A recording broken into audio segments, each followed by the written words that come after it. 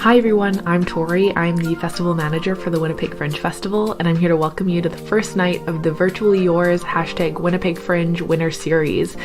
We are so excited to bring you some great entertainment over the next few weeks. The Winter Series is supported by the province of Manitoba's Safe at Home program, and we'd also like to thank all of our Fringe donors, funders, supporters, sponsors for all of your continued support. We're so glad to be able to bring you some fringy art right into your homes.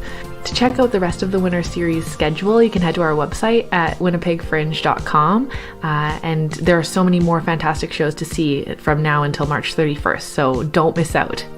Also be sure to share your experience during the show by commenting or hitting the like button, and share any photos that you take during the show with us on social media by tagging us at Winnipeg Fringe on Instagram and Twitter, and using the hashtag WPG Fringe. We can't wait to see how you're enjoying all of this great entertainment we have coming at you.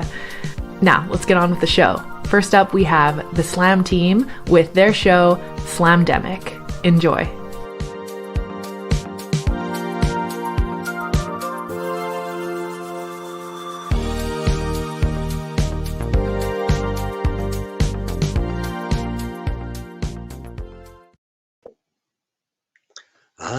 Good evening, everybody. It's so nice to be here. My name is Rob Malo, and I am your Slam host for tonight. It's absolutely an honor to be in all of your living rooms and all of your houses at once. I'm loving it. I'm loving it. But we are here tonight to see some Slam. And just in case you're the type of person who's never been out to a Slam, it's normal. There's quite a few people who've never been out to a Slam. A Slam is not a very complicated thing. It's kind of a competition. It's kind of art. It's kind of a lot of fun because you get to participate too. That's right. So a Slam is a bunch of poets that get together and well, they spill their hearts out. They share their souls, and then we judge them. That's right. That's what a Slam is. Tonight we have. Well, it says 4 poets on the poster, but we have a bonus poet. We have 5 poets tonight. That's right. And there will be 2 rounds of competition. The first round, we're going to have a sacrificial poet. So we get to practice our judgments on that sacrificial poet.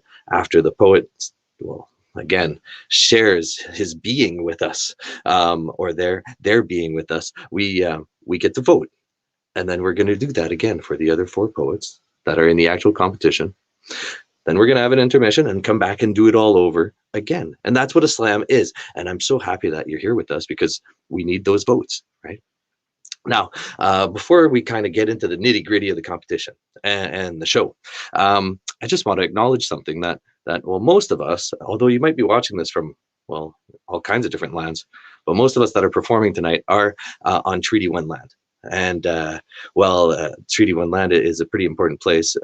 It's where a lot of us do live, and we do have to acknowledge that there were people before us living here too, and treaties were signed.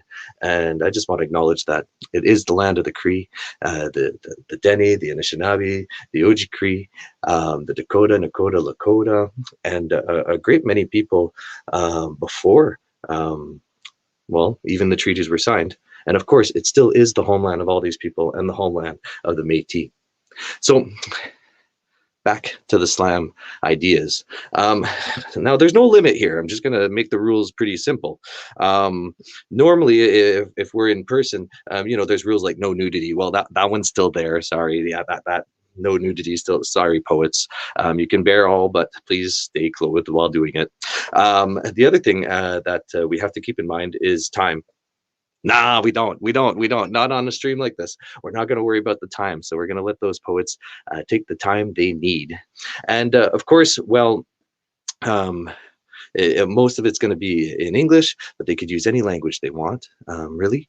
And as far as it being their own words, well, at least 50% has to be. But I know the poets. I know that what they're writing tonight, I mean, over 90%, except for maybe a few samplings. Is their own words. So that's great. Now, as far as the competition goes, I think I've covered, props. Poets, feel free to use the space you've got, right?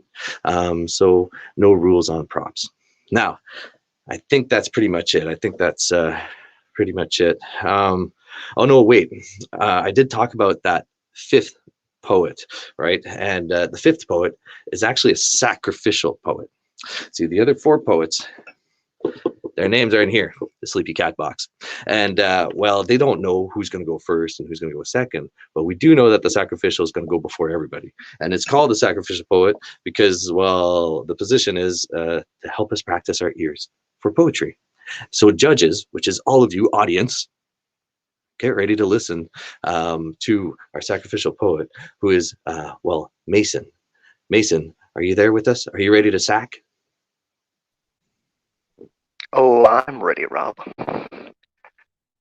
This poem is called Sacrificial Poet. Ha! Sacrificial. Whenever I'm asked to sack at a slam, it always takes me back to my days as a student at Brandon University, where at just over 18, I'd be sent down ahead to greet the cab and get them to wait while the other occupants made their way. And it was usually the same cab driver. He dubbed me the group's sacrificial lamb. Ma, ma, ma. Now in my case, my sacrifice wasn't fatal. But back to the Egyptian days of Badari ways, lambs had been sacrificially slaughtered. Whether to honor their owners eternally or to worship those seen as immortal, the sheep would serve as ritualistic fate. From the Sardinians to the Mesopotamians to the Persians, the Greeks, and the Romans, lambs were sacrificially killed in various rituals. But not always were they eaten, but always also burnt in respectful fear. For in the case of sacrifices to Di and Fairy, the living can share a meal with the dead. There were some philosophical movements throughout the ages that questioned the sacrifice of animals, but more often it was seen to be fitting to do so in order to please a god, such as with a korban. And often these sacrifices were meant to cleanse sins. But since sin offerings were forbidden by the words of the Book of Mormon, Strangite loopholes were just a celebration away. Now, some cultures still sacrifice animals by thousands to celebrate their festivals to this day, but other cultures choose instead to burn vegetables and grain. Now, sheep weren't the only animals that ritualistically bit the dust. In fact, it was most common to sacrifice livestock, unless there was a ceremonial purpose, and that's how rabbits got their time in this ritual sacrifice limelight. Before the expansion of Christianity put an end to it, the ceremonial sacrifice of rabbits to the goddess Esther, a fertility icon of the pagan days, the rabbits were slaughtered to promote those ways in flora and fauna. Why?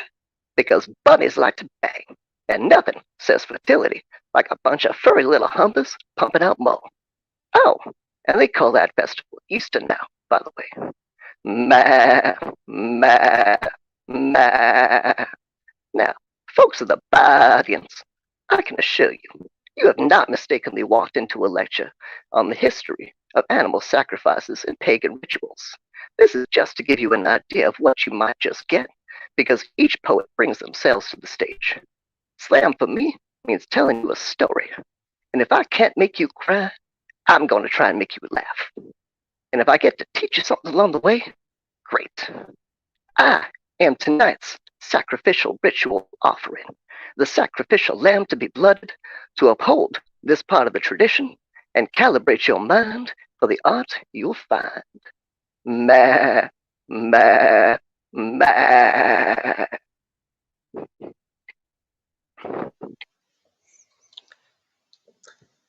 I'm trying not to show emotion. That's my job as the host. But you folks, as judges and audience, feel free to feel how you want to feel about what you just heard. Now, this is why we have a sacrificial poet, is we're going to practice judgment. Yeah, I know. And in this way, in this virtual way, it's a bit different. So there's going to be in the comments a link that will be shared. So make sure you have a look at the comments, and the link that's there is already right there. And you can click on that link, and it's going to send you to a place to vote. And the voting is on a scale of 1 to 5. One being a poem you really didn't, That didn't cut it. You know, 1 is not good. 1 is low. 1 is like, please, I never want to hear that again. All right. So 1 is as low as you can go. But of course, 5 is as high as it could go. So 5's like, amazing. I want to hear more like that. I want to hear nothing but that for the next week. That's all I want to hear. So you get it, right? So 1 is low, 5 is high. Click on the link. We're going to give you a time limit on that. So you're going to have 10 seconds from once that link is posted to go and put your clicks in, vote, and make sure you vote for all the poets as best you can. Well, as your judge, as your host, I'm going to try to stay neutral. You make sure you give us your full opinion. All right, let's go. 10 seconds.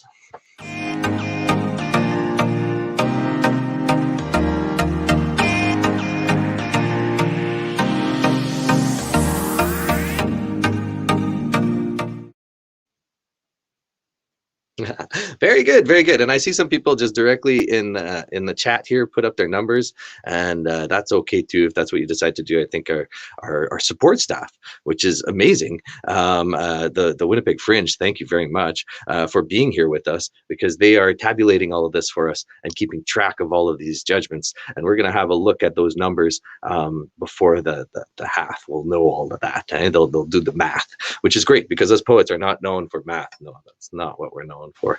But anyways, we're known for words. And well, we have 4 more poets, and well, let's name them now. We've got Amber, Keir, Jules, Steve. Those are our 4. Now I've got all their names.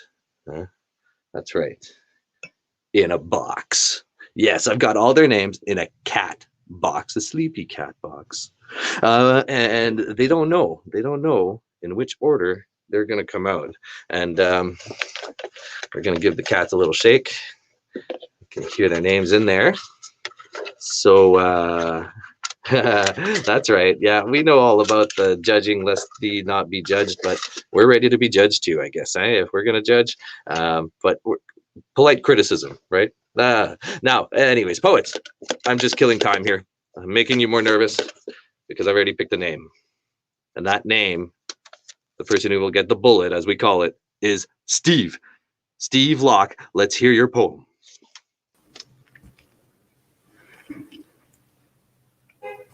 If I asked you to list all the miracles in the entire universe, how long do you think it would take you to name yourself? That's the cheesiest pickup line ever. I'm sorry.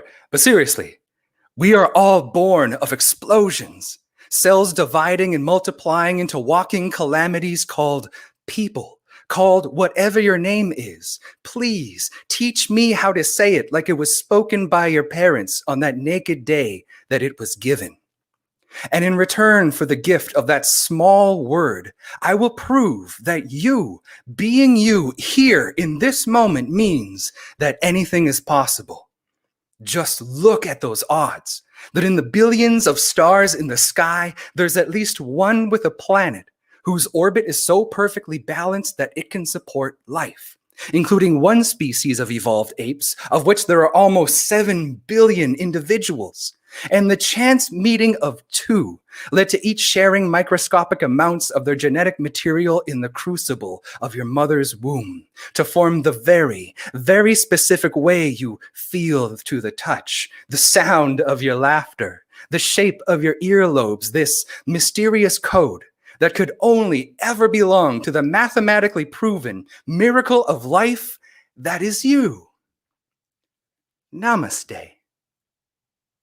But with all that said, and like Sartre in a hell of other miracles, still, you may ask, so what if, by design of the privileged, your healthy birth feels more like an unhappy accident? And it was never your choice to have these parts in this skin in the wrong place at the wrong time. And maybe with the way the Lego bricks of your being are put together, missing that single piece only means that the odds are mountains stacked against you. So what if you're half person and half myth, a mermaid trapped on land and only pretending to walk and breathe as the humans do?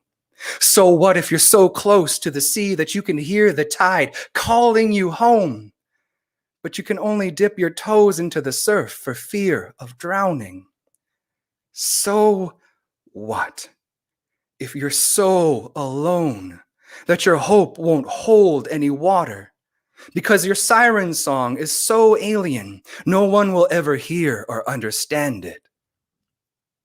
But I know that if I met you, and the pressure to adapt to this tiny blue dot finally shattered your rattling cage of a body, we'd both still have the chance to build a home here from this pile of broken people. So what? Life sucks for everyone.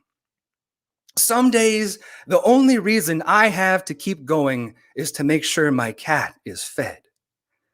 Sometimes I'm so afraid of nothing. I have no idea if my life has any purpose or meaning, and I'm scared that if I can't make any for myself, then maybe I don't deserve to be happy. All I know is that as a species, this planet is the only place that we have where we can breathe. So, breathe. Thank you. And hit me up in the chat if you were feeling that pickup line. I'm single, so, and lonely. Neutral host. So, judges, that's you, audience. You've had the practice already with the Sacrificial Poet. Now it's time to get right into it. Hit that link in the comments, and you've got 10 seconds to get those votes in. There you go, 10 seconds.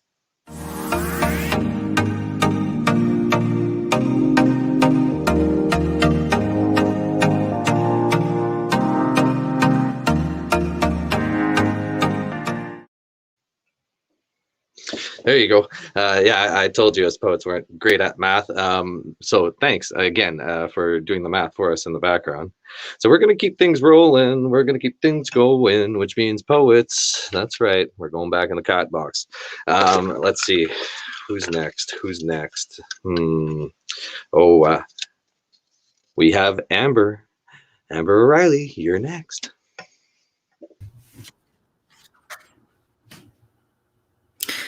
Bonsoir tout le monde. Hi everyone. I'll be sharing 2 short poems in the same set. That's how we roll. So I have this first one is called Today. Today my spine is paperback lethargy, suspended on peristironic, sonic, phonic, chronic echoes. I retreat inside a plastic carapace, close the eyelid, light my own garbage fire, burn green as Sesame Street's monster. In the dream, I run across a field of crusty eggplant parmigiana, soak up the oily dregs by candlelight. Next, I transcend the digital storm, muscle apart octothorpes, hurl them at windows, pixels, snowflakes, fireworks. I save one to play tic-tac-toe with chalky pastels. When the sky spills onto the sidewalk, they become screams. I emerge to a parade of austral bin dress-ups, superheroes, drag queens, dinosaurs, step out for a big trash bang so full of vinegar suburbia goes sour in my chest. And then there is the clapping, a raucous bootlegging of cheer, my neighbor's hands like wings dipped in vats of floral soap, agitate the air, sticky book covers slam shut, sharp hashtags chop and scatter aubergine cubes throughout a cutting board city where we force our fatigue out with the bins, brandish makeshift shields of vinegar and rainbows. This planet was a rock before it was my ring. We wash the rivers of fish. We wash our dishes of grease. Verb of undoing. Wash the rivers of fish, my dishes of grease. Catch and release the castaway suds. At 11 p.m., the dish rack is the only net that matters. The ocean's breath is ragged. Even gulls have flown down on overrun dumps that seep into the bedrock, while fruit flies and phthalates play in the awful wisps of dog hair stranded in my kitchen without context. This rock was a planet before it was my home.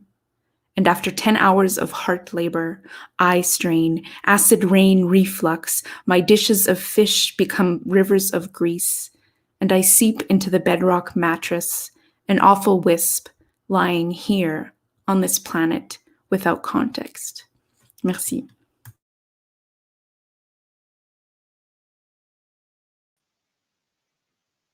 Well, that was Amber's first poem with a lovely background, which means it's time to vote again. You're doing a great job on that, judges. So let's keep going. 10 seconds. Check out the link. Give us your scores.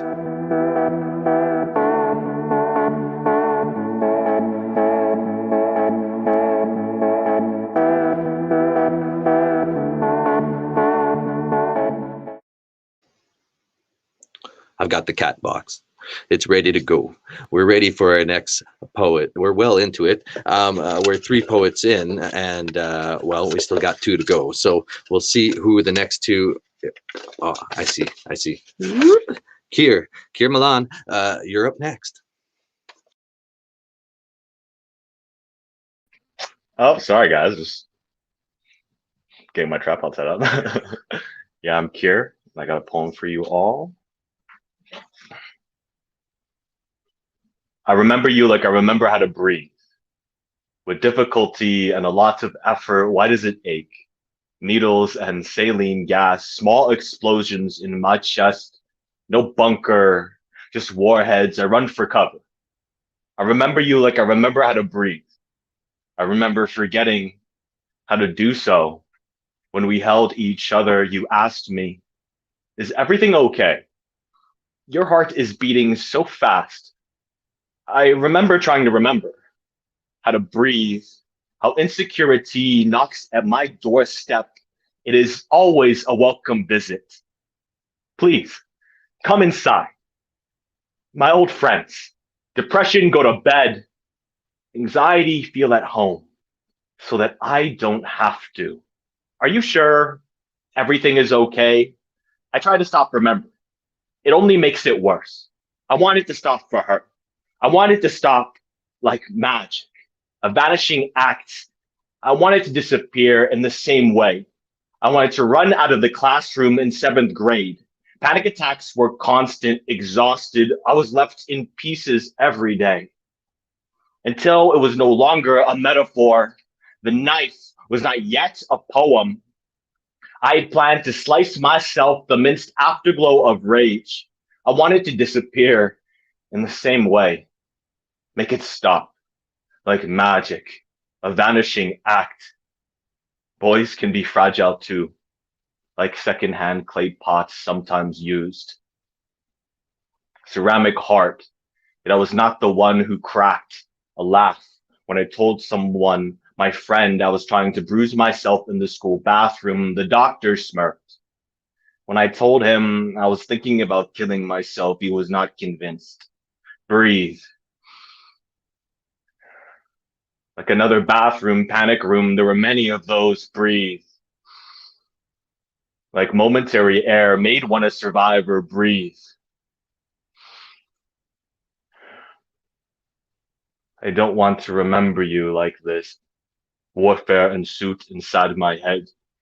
I wanted to breathe, to forget about needing to. Why did I have to? Why did it matter? Why do you care? I'm not okay. But I'll keep breathing for another day. In moments of reprieve, I remember oxygen was when someone cared.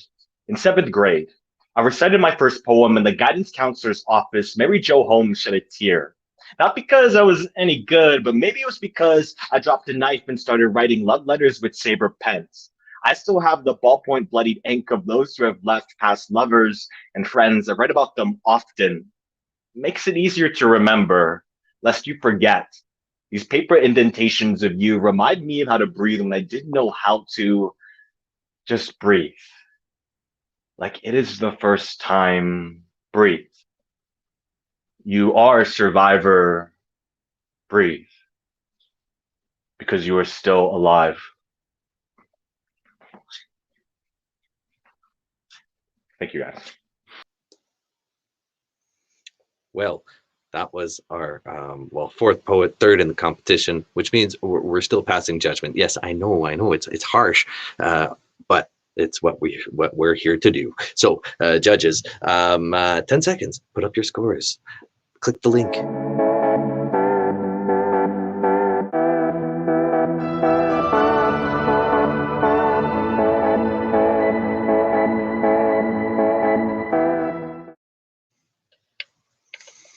One last name in the cat box. I guess we don't really have to dig too deep. We know the next poet is going to be Jules Stevenson. Jules, it's your turn. How to dig a grave. Laugh. Joke with her sister on the way there about joining the Grave Diggers Union. Step into the cemetery, feel the sting of late October. It is the last thing you will feel for a while. Take her out of the bag where she has existed for almost a year now. She is dust, the same color as the snow falling softly around you. Kneel down. Draw a rectangle in the snow the size she now is. Laugh. Joke as her brother arrives to join the Grave Diggers Union. Hold her sister. Let her brother make the first dent in the snow, the sound echoing all the things she did not become. Pierce. Scoop. Grass, dirt, clay, take turns unearthing earth. How can anyone rest with all this noise? Pierce. Clang. A rock. It's red. Her favorite color. Pierce. Clang. Scoop. The Union states 3 feet deep for a cremated body. 1 for the Father, 1 for the Son, 1 for the Holy Spirit. Lowering. Pierce. Clang. Scoop. Her father supervises from afar. Says it should be at least 3.5 feet deep. Says his body is too weak to dig. But how can a parent bury a child? How can a brother bury a sister? How can a sister bury a sister? How can you bury her? How can she ever be anything but in between? Anything but almost. Pierce. Clang. Scoop. 3 feet down you go. Grass, dirt, clay, water. A layer for each of the daughters she left behind. Pierce. Clang. Scoop. Wonder if she dug this grave herself years before. Bottle in hand, it's getting easier to dig now. The more numb your fingers become. Pierce. Clang. Scoop. Try to forgive her for all the things she did not become. Pierce. Clang. Scoop. Find peace in knowing it is only 3 feet. She won't rot 6 feet under. Pierce. Clang. Scoop. 3 feet down and you can't feel a thing. Silence. Level out the bottom of the grave. Wait for the rest of the Union to arrive and survey your work. Dirt on your hands, dirt under your fingernails, dirt under your skin for years. It is hard work finding peace. Pray with her parents, siblings, children. Remember how cold her hands were, how cold you were before the digging turned you numb. Realize you are crying. As you comfort her sister, wonder why it sounds like the sky is cracking. Realize it's because your mouth is open, parched, screaming as her brother lowers her into the grave. You worked so hard to dig. The Union approves. Pierce. Clang. Scoop. Drop. Back into the grave. Feel nothing but the absence of heat. The absence of her, numb as the earth folds back around her like God making Adam in reverse. Pierce, clang, scoop, drop. She is white powder like snow. She is not fully in the past tense yet. How can you forgive her for all the things she did not become? Pierce, clang, scoop, drop. Realize you are shaking. Wonder how long you have been shaking for. There is quiet solace in acts of letting go, but how can you let go when the shovel is frozen to your hands? How can you let go of someone who wasn't supposed to leave yet? Pierce, clang, scoop, drop. You can't stop someone from leaving when they spent so many years trying to get away. Pierce, clang, scoop, drop. Pierce, clang, scoop, drop. Pierce, clang, scoop, drop. How can she ever rest with all this noise?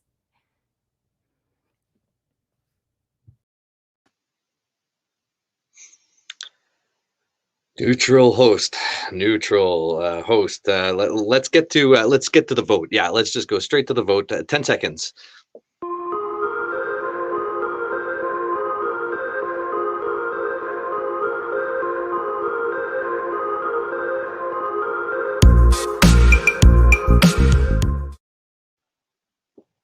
Well done, everybody. And now that we're done that first nerve-wracking voting, first round of, I can honestly say I loved it. I loved all the poems. That was amazing. I got all the feels out. That was amazing, poets. Let's give our poets a huge round of applause. And I do believe that if enough people really mean it, they'll hear it in their apartments too. Yeah, I think that's how virtual works. But anyways, here's how it's going to happen. So we're getting ready for an intermission. We're giving a chance also for our support staff, the wonderful Winnipeg Fringe Festival. Well, they helped us produce this. So we've got people that are doing the math, crunching the numbers, and we're gonna get a list of sort of the standings for the first half soon enough. But we already know the order for the second half. So poets, keep track of this. So we're going to start off with Jules, then it's going to be Keir, then it's going to be Amber, then it's going to be Steve at the end. We reverse the order, but of course, before the second competition, we will have Mason come back and do another sacrificial to get us back in the mood. Now, oh, here we go. Oh, the scores are up. The scores are up in the comments here. We've got round one. Jules is at a 4.5 average. Wonderful. Amber is at a 3.7. Steve is at a 3.5, and Keir is at a 3.3. So it's anybody's game. I mean, anything could happen. They've got another poem. We're going to find out in the second half. Now, I see that we have an active chat, and I didn't talk about this with the poets. I'm going Maverick here as the host. I'm putting out a challenge. That's true. We've got 5 minutes in the intermission. Okay, and I know 5 minutes isn't that much time. It's enough time to go to the washroom. It's enough time to maybe get something to drink. It's also enough time to write a poem. Yes. And I'm not coming up with this one. I'm going to give credit where credit is due. It's the Winnipeg Free Press had put this out not too long ago, asking their readership to write a 6-word poem, six words poem. I had fun participating in that, and I thought that's maybe something we could do today. So in our 5-minute intermission, I challenge you, audience, who were the judges, to now, remember your names associated to it, give us your 6-word poem. And when we come back, if we find that they're good enough and readable, then I might read a few. How's that? So, judges now become the poets.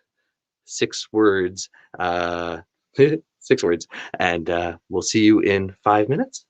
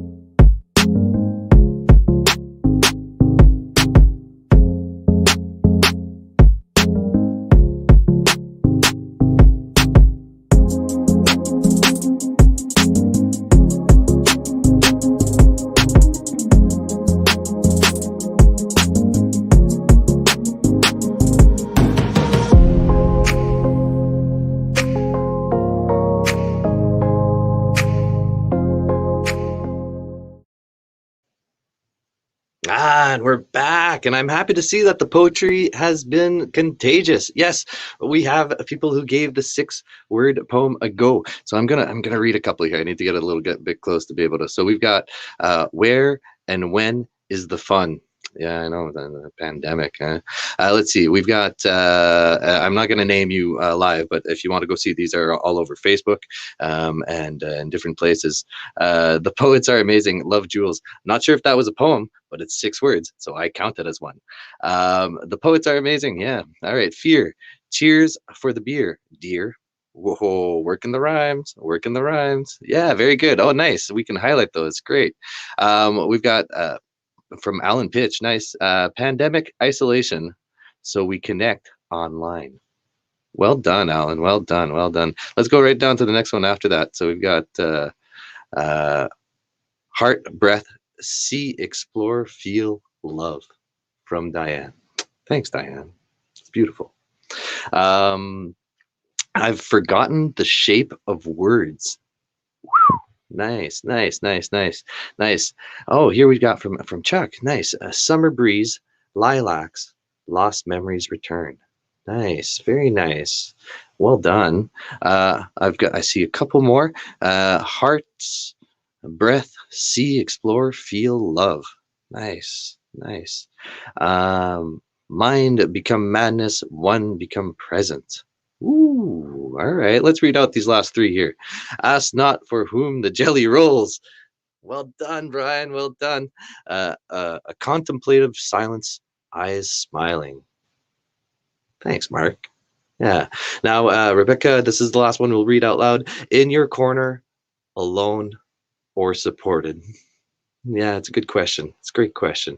Those are amazing poems. And don't worry, we're not going to judge you on them, except saying, great. That's a great way to deal with things, right? Especially we call it the SLAMDEMIC, right? Well, we know how to deal with these emotions. We write them down and we put them out there, and we see if anybody likes it.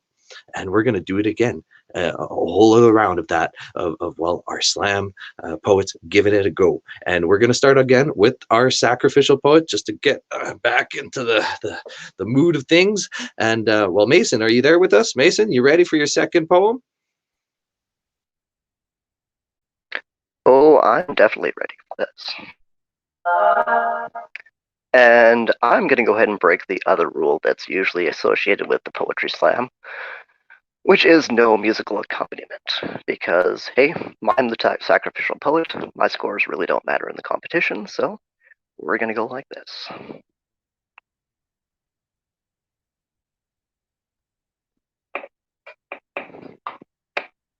This poem is called Abstracts. I can't sleep. These days are more common now. I grab my phone for music and move into my kitchen art space. Something begins to form in my mind. It has no shape, but it desires to have one. It dreams of forming into something more concrete, instead of floating around the endless abyss of uncreated art forms and unexplored media.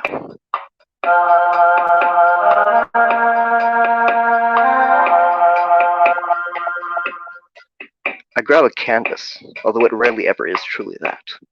Recycled building materials, waste scrap that was destined to be discarded or given away. Most left cut into dimensions unusual, except to an artist.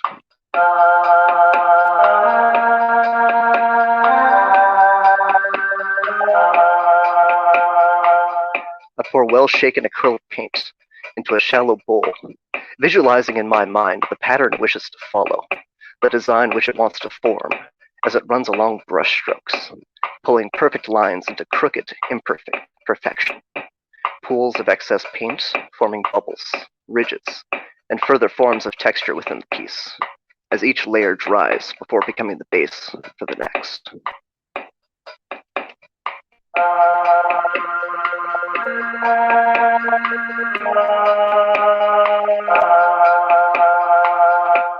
This piece, like many, when it finally gets displayed, will have a sign hanging close by. It will read, This art is not simply meant to be seen, but rather it is meant to be felt, and touched, and stroked, as well as admired from a distance.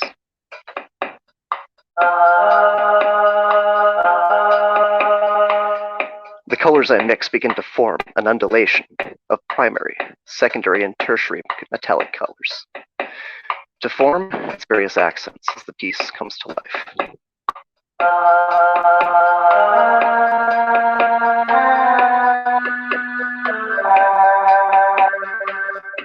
I can't think of anything more to add to it, but I still don't know what it is, or what it should be. But that is the point of abstract art. This piece is complete.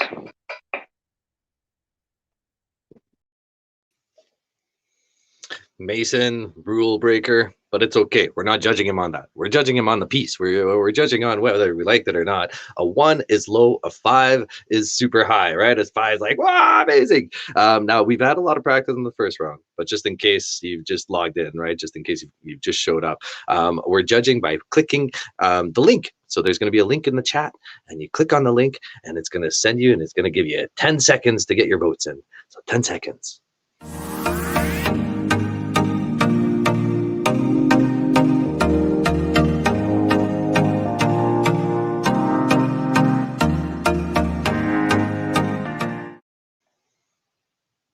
Great. Good job. Now, the second half goes quite a bit faster than the second one. There's going to be not much dilly-dallying after the poets. I'm just going to say, okay, let's put up your scores, and we're going to go right through it. And we already know the order, so we know that Jules is going to be our first poet of the second round of our competition. Jules, I hope you're ready. Trinity. When I tell my parents through acid-stained breath that I have been sick for over 2 years, my mother cries out, falls to her knees, and prays to silence. And my father remains stone-cold in science, denying, always denying. But disorder leads me down a hallowed hallway haunted by hollow girls halfway between hospital and hell. My mother tells me to pray.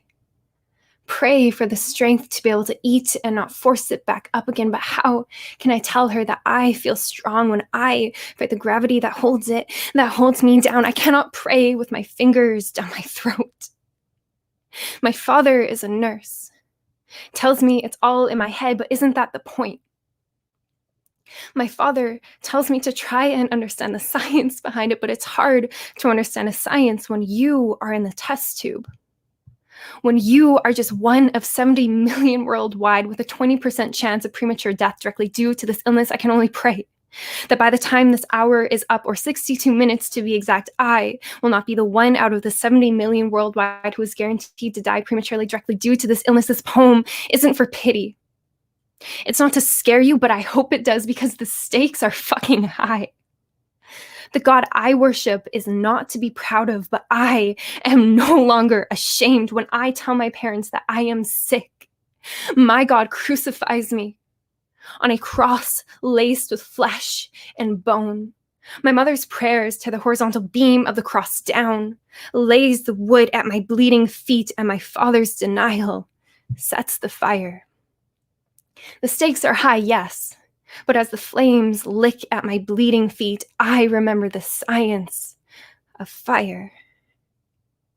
You need 3 components: Father, Son, Holy Ghost, Mother, Father, ghostly daughter. I wonder who was the heat, the fuel, the oxygen, and as my brittle bones burn, I let out one last prayer for penance.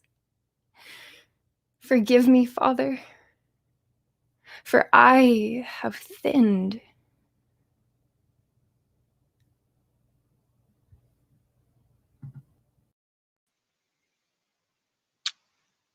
All right, judges. Click on the link. Put up your scores. You got 10 seconds.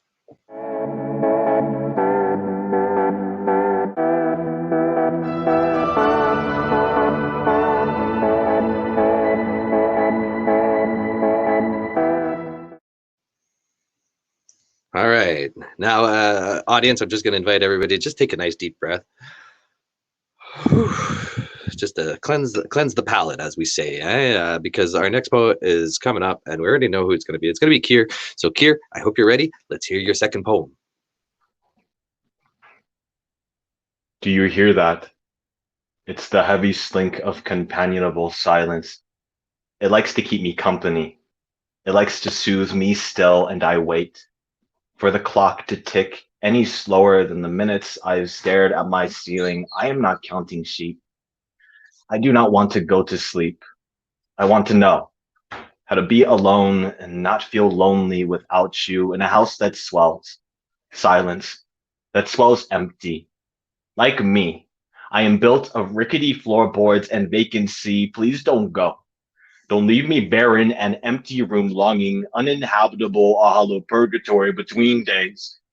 When it is 2 a.m., I am needy in need of company. I hate how I've become this way. So much of me is lost, taken by those I welcome willingly. Strangers feel like family, don't go. I hate how I've disowned my own bloodline in this way. For other bodies that I forget my own scars. I do not want to fall in love. Like an old crush in a tree trunk, our initials with a heart around it etched. If I had known that we would bare teeth one day and chew on our own words just to keep us convinced that maybe we are both not as broken as we think we are, but that is not true. This is not mending nor redemption for our delicate wings we have not flown. Past states of yearning, we met already looking for a second chance, too eager for new innocence. After dark amnesia, dreamscape visors, but we never fell asleep. We were a psychedelic hallucination spiraled vision, just an escape after dreary days, waiting to be insomniacs again. We are not counting sheep. We do not want to go to sleep. Tonight, we binge on affection long enough to hold each other closer than anyone else did. Don't go too quickly into the night, because sunrise means more empty. Watch it swell over the horizon, and I wake into the day, routine, and predictable pain. That is when I want to fall asleep. Don't go. Tonight, we break levees and watch the ocean roar and our vocal cords unhinged. We open old secrets, a history lesson, excavating ships. We were never good at staying afloat, accustomed to drowning. Do you still taste the sea salt when we kiss? We are only buoys in more tidal ships, tethered to each other. The only question is, who will sink first and bring the other with them? I will let you go, so we can both learn how to swim. Water wings and no life jackets, let us drift into deep sea nostalgia. Blue eyes remind me of waves. Tonight is jet black insomnia. You left. I wanted you to. For once, these palms have creases like crumpled love letters without a destination. I only left you with a postcard. It reads, I'm doing well. Without you, your fingers are not mine to sprawl on cold bedsides. Missing you, it's pointless. When I could hardly find comfort in my own bones, decalcified, I lost myself in other people. Without them, watch me swell. Happy, whole, and full-bodied, screaming, I want to be lonesome and empty heads. Rickety, the storms that have built me, I've traveled enough. In bodies that are not my own, I want a place to call my home, so I stay. With myself, it is 2 a.m. alone, silent. Company, it is quiet. Quiet.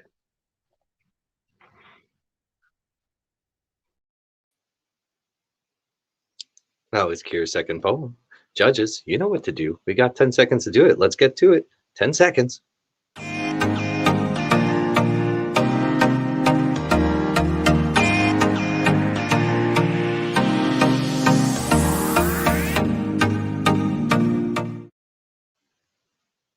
All right. Well, we'll keep things rolling right along. And we know it's going to be Amber. Amber, your second poem. We're waiting for you. Thanks, Rob.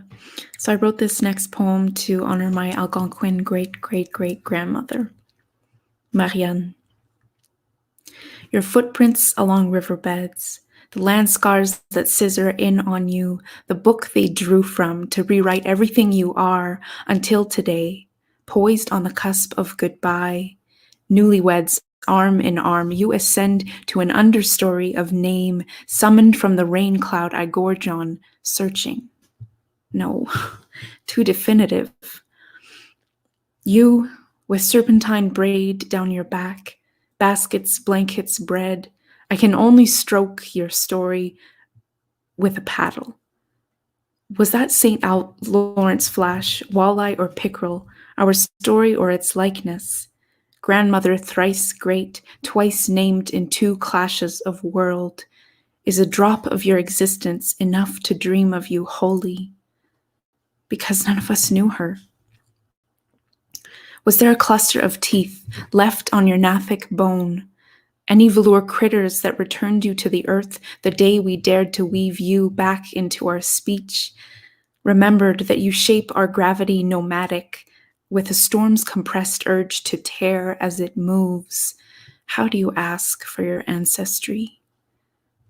When you uprooted, did they toboggan into the cavity, ensorcelled by a promise of fingerprints on paper? Did they sing you away? Was he canoe solid, portage steady, husband brave? Did you sit, river rocking, at the stern or the bow? Did you look back, as I do?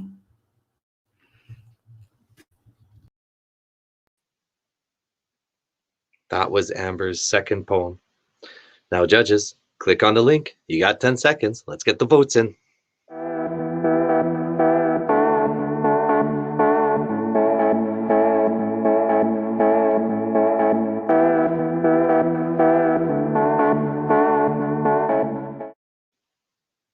Fantastic job, judges. You've been doing well, just as well as the poets. Everybody's been doing great tonight. I'm so proud of everybody. And we are down to our last poem of the show. And we know who it's going to be. It's going to be the one, well, who started the competition. Steve, your last poem.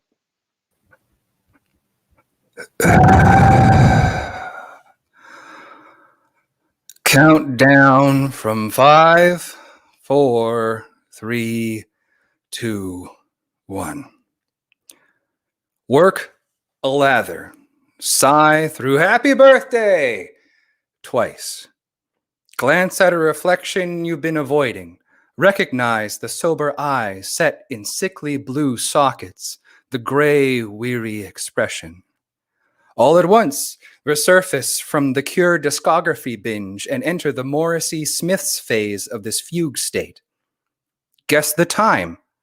7:30 in the darkness. Yesterday was Wednesday? The day before was December 2019.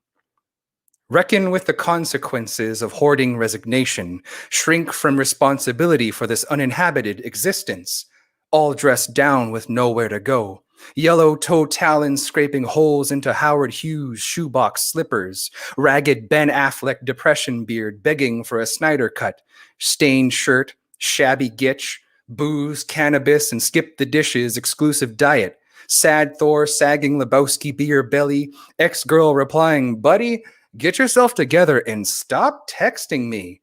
Joe Exotic levels of desperate, smoldering dumpster fire of a psyche that wouldn't dare be touched without a tissue, glove, or 6-foot pole. Countdown from 5, 4, 3, 2, 1. Say meh like you mean it. Sanitize the keyboard, screen, trackpad.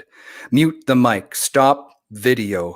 Cower from the lagging frames of intangible faces. Click, leave the meeting before they see you. A human locked down.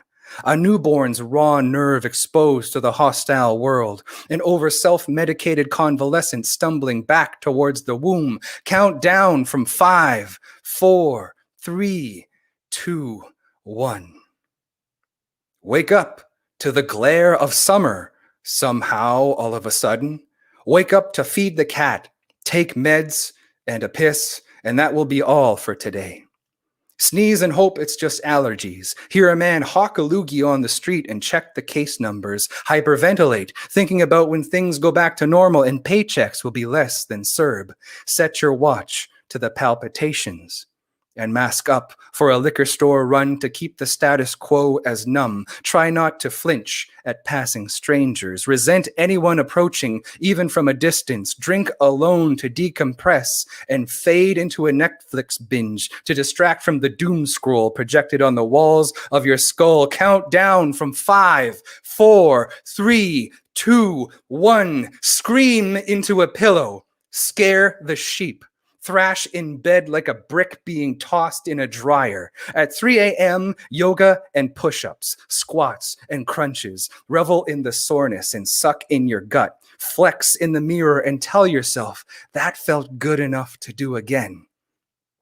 Write in your journal, anxiety needs movement. Write down what you must do to stay healthy. Write a reminder to keep doing them all the time, always. Call out to a friend. Send the text like a poetry journal submission with the courage to admit you need a win. Be honest. Their misery will love company.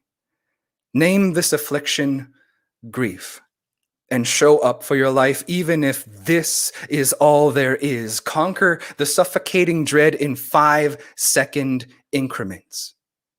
Draw breath in to unclench the fist in your chest. Take the crisis moment by moment until you can hold a charming idea of the world in your heart again. Count down from 5, 4, 3, 2, 1. Open the windows to air the place out and let the sirens in. Thank you. Stay safe, everyone. That was Steve Locke's second poem and the last one of the competition. Let's click on that link and get those votes in.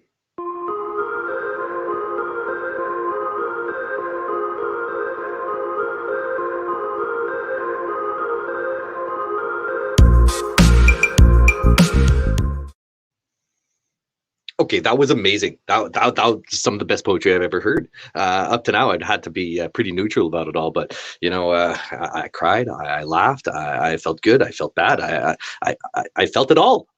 Thank you, poets. That was amazing. And as the scores are being tabulated, because it's happening because of the wonderful Fringe staff that helped us out in the production of this, I'm wondering if we could pull up. Yeah, there we go. There they are. There they are. The poets. We got to share some love with the poets. So poets, I want to say merci beaucoup. Thank you so very much. I'm going to clap. Give you a whole round. Oh, of course. Poetry clicking. I heard some people clicking at home. Yeah, very good. So good job, everybody. And I hope everybody enjoyed the show. This is our third time doing a kind of a slam show. It's the first time we do it virtually, so we're very happy to be here using StreamYard to be able to do it. And well, of course, we'll be able to watch the show again. Right? I mean, that's the whole thing of it being streaming. It'll be out there, and poets, you'll be able to see yourselves. And if you love the poetry, you'll be able to share it with others because it'll be on YouTube, right? So yeah. Now let's see. Are the scores coming in? They're tabulating now the second round, and then they're going to add the 2 rounds together for us. So let's see. They must be coming in shortly. This is pretty normal, par for the course. Oh, here we go. Final scores. We're gonna start with the lowest and go up to the highest, although you guys can see it right now. We've got Amber with the 3.5, and we've got Keir with the 3.5. So that's a tie for third, guys. You got a tie for third. That nobody got last. And then we've got Steve at a 3.9, and Jules is our big winner at a 4.5. Go Jules! Rocking the poetry charts. Excellent. You survived the SLAMDEMIC. That's right. Now, I want to give a special thanks to Steve there. So I wanted to wait to see who was winning, so it was impartial. But Steve, thank you for helping us put this on. Right, this was the brainchild of Steve Locke, who put us together to do this. So thank you, Steve, and well, thank you Fringe team, which is Tori and I'm not remembering the other name. Corey and Katie, Yeah. thank you so much for making the show happen for us. Yes. And I think that's it. So thank you, everybody. Keep writing. And of course, as the season happens, hopefully we'll be slamming, maybe virtually again, or possibly in person. Stay safe, everyone.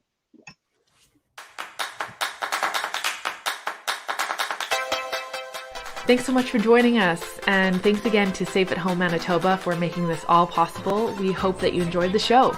Remember to share your photos and thoughts with us on social media, and don't forget, we're on until March 31st, so try and catch something else. We look forward to seeing you all again soon, but hope you all stay safe at home until then. Bye, everyone.